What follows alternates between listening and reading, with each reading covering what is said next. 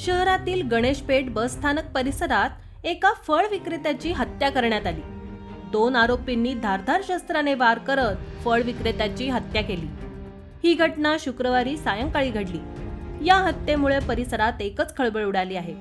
योगेश उमरे वय वर्ष 50 असं मृतकाचं नाव आहे, तर चेतन रमेश बगमारे वय वर्ष 22, चेतन पाटील वय वर्ष 23 अशी मुख्य आरोपींची नावे आहेत। व्यावसायिक वादातून ही हत्या करण्यात आल्याचं सांगण्यात येत आहे। पोलिसांनी दिलेल्या माहितीनुसार गणेशपेठ मध्यवर्ती बस स्थानकासमोरील परिसरात मृतकाचे फळांचे दुकान होतं।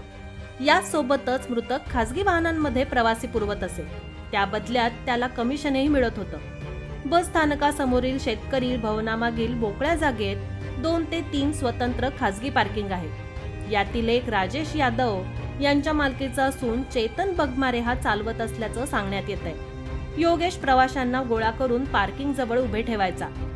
त्यांना घेण्यासाठी येणारी वाहनेही समोरच्याच ठिकाणी उभी करायची, त्यामुळे पार्किंगच्या जागेत पार्किंगसाठी येणारे वाहन लावणं आणि काढण्यातही अडचणी येत होत्या।